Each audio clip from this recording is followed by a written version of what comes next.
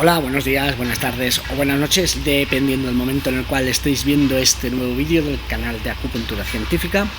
Este vídeo de hoy, va a ser un poquito interesante porque les voy a compartir un poquito mis experiencias que estoy teniendo ahora mismo en Aguascalientes, en México. Me encuentro en una ciudad maravillosa, en un entorno increíble, y estamos en plenas jornadas del primer Congreso Mundial de Medicina Tradicional, Natural y Bioenergética. Este pedazo congreso que se está haciendo aquí en Aguascalientes. La verdad que hay 19 países que participan y más de 80 conferencias. La verdad que estoy muy contento, estoy disfrutando, y la verdad que aparte de eso, conociendo a muchísimos teóricos, conociendo a muchísima gente y compartiendo mi conocimiento y el conocimiento de todos, con lo cual es fabuloso. Y como todos vosotros sabéis, a mí me encanta mucho compartir con vosotros, y no quiero que mis oyentes o mi audiencia se pierda un poquito mis impresiones, ¿no? Y lo que estoy aprendiendo, conociendo, descubriendo en este maravilloso evento. Así que lo primero que todo les voy a hablar un poquito del día de ayer y de lo que se trató ayer, porque hablamos sobre todo de oncología. Fue muy interesante porque la oncología, como todos sabéis, es por desgracia una especialidad bastante compleja, con resultados bastante mediocres muchas veces, y donde las medicinas complementarias creo que tienen que apoyar muchísimo a la medicina ortodoxa en lo que serían los tratamientos convencionales, ¿no? La quimio, la radio y la cirugía. De alguna manera la acupuntura, las medicinas complementarias, la nutrición, ciertos fármacos, ¿no?, alternativos o complementarios pueden de algún modo apoyar o mejorar los tratamientos que la medicina ortodoxa lleva, y para mí creo que eso es muy muy importante. Así que les voy a explicar un poquito qué pasó ayer, qué se hizo, qué se dijo y mis impresiones, ¿vale? Vamos a ver.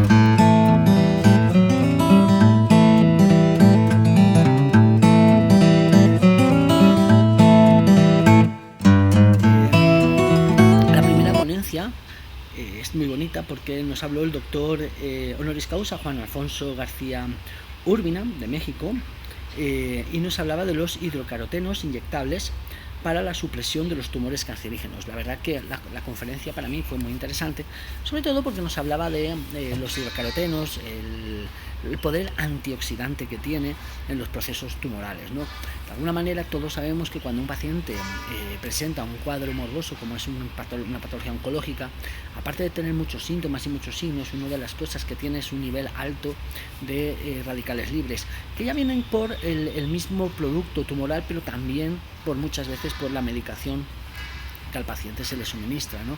La quimioterapia o la radioterapia, normalmente, por ejemplo, la quimioterapia va a generar muchos residuos metabólicos, la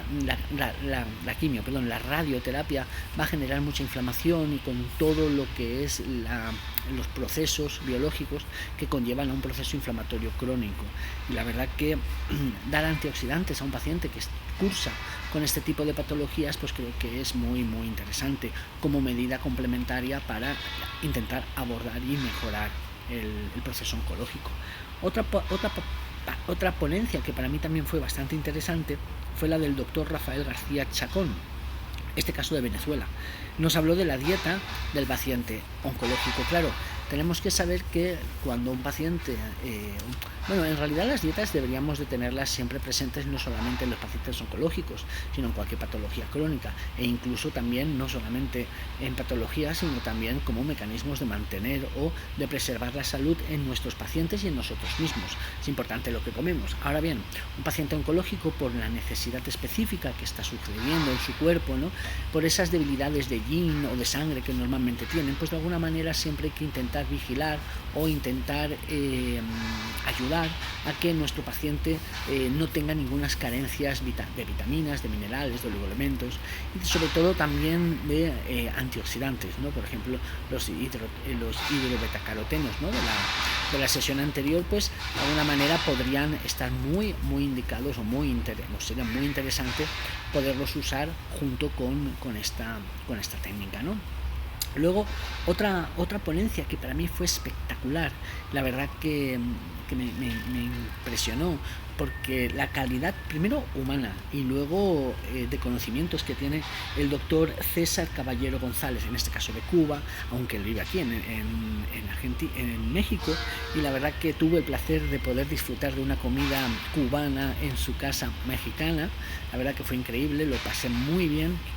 Y bueno, él nos habló de los remedios homeopáticos y cómo los remedios homeopáticos de alguna manera podían usarse, ¿no? Pues para el tratamiento en patología oncológica. Fue muy interesante porque nos fue poniendo varias diapositivas con diferentes remedios y diferentes tipos de tumores. Esas diapositivas os las voy a colgar aquí para que ustedes puedan también disfrutar de ellas y puedan de alguna manera ver qué remedios homeopáticos podrían estar indicados en diferentes procesos morbosos a nivel oncológico. Lo voy a poner al final del vídeo, ¿vale? Para que ustedes puedan tener toda esa información. Luego me encantó la siguiente conferencia del doctor Gustavo Country. En este caso, el doctor nos estuvo hablando de los factores de transferencia y los extractos de hongos como coayudantes en el tratamiento oncológico. La verdad que para mí, yo ya conozco muchísimo lo que son los extractos de hongos, el shiitake, el mitake, reishi. Son plantas, o hongos mejor dicho, que de alguna forma tienen propiedades antitumorales, tienen propiedades para aumentar la respuesta inmune, tiene propiedades específicas para la respuesta de los CD8. La verdad que activan las natural killer. Son plantas o hongos en este caso, como estamos diciendo, con un poder medicamentoso increíble, nada de desdeñable para el tratamiento de la lucha contra el cáncer. Por lo tanto, creo que de alguna forma tendrían que estar siempre en nuestro arsenal terapéutico para poderlos tener presentes.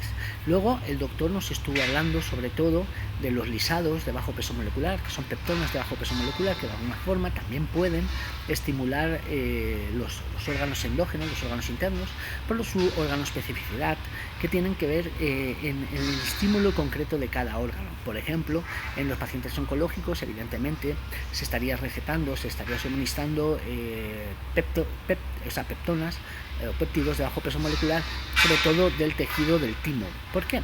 Pues bueno, porque todos sabemos que el timo de alguna forma tiene que ver con el adiestramiento, ¿no? Y el estímulo concreto de los linfocitos, en este caso los linfocitos T. Muy interesante, ¿no? Ver esta técnica, porque para mí me interesa no solamente por su organoespecificidad para estimular órganos precisos, sino también porque podemos con ellos trabajar las respuestas autoinmunes, de alguna forma presentándolos de forma sostenida a nivel de las placas de Peyer, sobre todo para aumentar la tolerancia oral. Pero bueno, de eso tendríamos que hablar en otro vídeo. Pero lo que es importante es que conozcamos el arsenal que nos presentan los péptidos de bajo peso molecular, el arsenal que nos presentan los hongos, ¿no? Como remedios terapéuticos. Yo creo que el abordaje pluridisciplinario, ¿no? Y multidisciplinario en una patología tan compleja, ¿no? Tan crónica y tan compleja como es el proceso oncológico, creo que cuando más fuerza sumemos de diferentes ángulos, pues siempre el paciente va a estar mejor atendido, mejor sostenido, ¿verdad?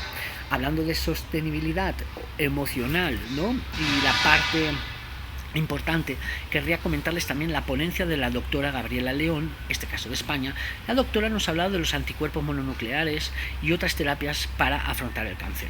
Si bien la conferencia de la doctora fue bastante, vamos a llamarla amplia, tocó muchos temas, pero para mí el tema fundamental es entender que el paciente oncológico, aparte de tener cáncer, también es una persona, y como persona también hay que atender su plano psicológico, su plano emocional. Y de alguna manera nosotros sabemos que la respuesta autoinmune, la respuesta inmunológica tiene que ver directamente con la respuesta psicológica. Hay una dirección psiconeuroendocrinoinmunológica que tenemos que siempre tener presente en el paciente oncológico. No nos podemos olvidar de su estado emocional, de su estado interno, de cómo se siente él con respecto a su enfermedad, y lo más importante, de dónde ha venido esa enfermedad, qué tensiones emocionales ha tenido que soportar a lo largo de su vida para llegar a una enfermedad tan crónica como puede ser el cáncer. Evidentemente que hay sustancias cancerígenas que pueden estar detrás de una manifestación oncológica, pero por lo general la mayoría de nuestros pacientes van a presentar cuadros crónicos sostenidos por estrés, y ese estrés normalmente está vinculado a emociones y a conflictos psicológicos que el paciente de alguna manera no ha resuelto, y que eso a lo largo de los años ha ido sobrecargando su sistema psiconeuroendocrino inmunológico, y eso está provocando que al final pacientes acumulen daños genéticos y que de alguna forma su sistema inmunológico no vaya a reconocer correctamente las células tumorales. Y es ahí donde vamos a tener un sistema inmunológico sobrecargado, débil y con una mala actuación o inmunovigilancia. Y entonces de alguna forma la doctora Gabriela puso el acento sobre el tema emocional, y creo que el tema emocional es muy importante, sobre todo como vosotros sabéis, ¿no? Que mi especialidad, que es la psiconeuroacupuntura, pues evidentemente está muy centrada en la parte psicológica. De hecho, mi ponencia, que la daré el próximo domingo, hablará de acupuntura, inflamación y conducta. De alguna forma la inflamación crónica también modula la conducta, y la acupuntura de alguna forma también modula la inflamación, con lo cual de alguna manera, de forma directa o indirecta, estamos modificando el estado emocional del paciente con la acupuntura. Y tenemos que saber que los pacientes oncológicos normalmente son pacientes con un terreno inflamatorio crónico. Por lo tanto, todo esto hay que tenerlo siempre muy en cuenta, ¿ok? Bueno, luego vamos a tener... Hay una conferencia que fue para mí muy fuerte, porque fue muy directa. El resumen de la conferencia sería el siguiente. Esta conferencia la dio el doctor Efrén, ¿vale? Cabrera.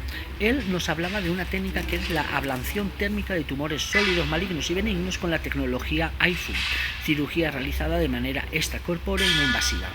Bueno, esta conferencia podríamos decir que fue la más técnica, en el sentido de que no era tan centrada en las medicinas complementarias, como antioxidantes, como lo psicológico, como estímulos, ¿no?, de la respuesta inmune. Esta técnica lo que consiste directamente es, con una tecnología hiper mega cara, dirigir calor al máximo directamente sobre el tumor y literalmente quemarlo, achicharrarlo, freírlo. Y la verdad que la ponencia fue muy interesante porque, por ejemplo, en tumores sólidos, tumores complejos como tumores del páncreas, ¿no?, de la cola del páncreas, de la cabeza del páncreas, son tumores que todos sabemos la malignidad y la agresividad que tienen. Por lo tanto, en ciertos tumores esta técnica estaría muy indicada. Yo la verdad que me quedo sorprendido por muchas de las cosas que el doctor fue explicando y fue demostrando. La verdad que fue interesante, bastante interesante. Luego hablamos, ¿no?, o nos hablaron sobre antioxidantes como la vitamina E. El doctor Barrier Kahn de Estados Unidos nos estuvo hablando sobre los antioxidantes, la vitamina E, los tocotrinoles. La verdad que no sé cómo explicarlo, pero nosotros con vitamina E, vitamina C, omegas, ¿no?, omega 3, todo lo que tenga que ver con intentar controlar el proceso inflamatorio crónico en un paciente oncológico, creo que es literalmente imprescindible. Así que también fue una ponencia increíble. Luego,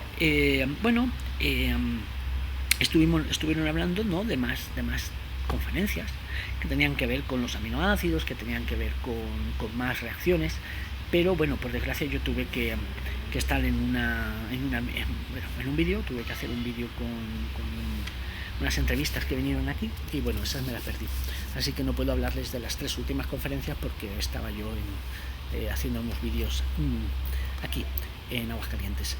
Así que bueno, esto ha sido un poquito todo. Yo lo que quiero que entiendan es que el proceso oncológico es muy complejo y que la medicina ortodoxa tiene que unirse a la medicina complementaria, porque las dos van a sumar más que restar.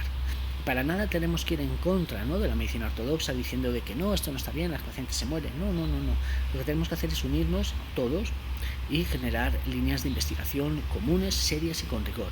Nosotros, por ejemplo, en oncología estamos desarrollando análisis sistémicos cualitativos de los patrones, ¿no?, y de alguna forma entender que el paciente oncológico siempre va a presentar unas determinadas características en la coagulación de la sangre, y que eso lo vamos a poder correlacionar con los diferentes patrones de la medicina china. Entonces, de alguna forma también vamos a desarrollar protocolos de acupuntura, y que podamos de alguna forma observarlos de forma objetiva y medible. Así que, bueno, este ha sido el pequeño resumito del día de ayer. y nada, yo voy a seguir intentando compartir. Si les ha gustado, compartanlo. Este ha sido un vídeo un poquito así, un vídeo de información, ¿no? Más que nada, porque yo lo que quiero es que todos los que me están viendo en estos vídeos tenemos que participar en congresos nacionales, internacionales de medicinas complementarias. Tenemos que juntarnos todos y hacer una gran familia dentro de lo que son las medicinas complementarias para tener fuerza.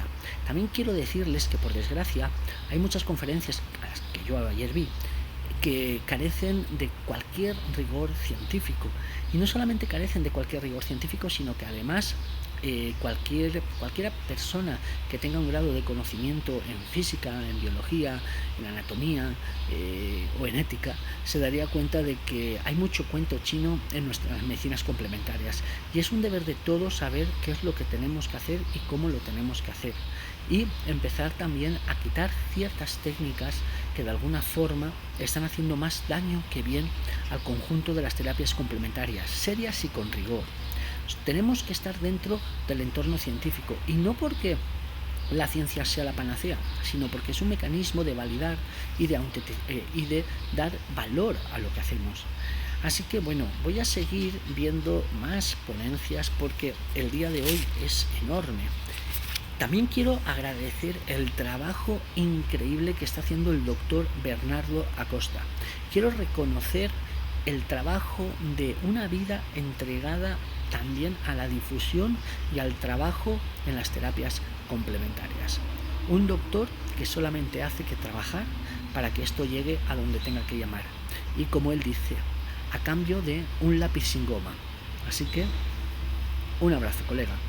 Vamos a seguir con el día de hoy y les dejo unas cuantas fotos de lo de homeopatía, y nada, pues en breves subo otro vídeo.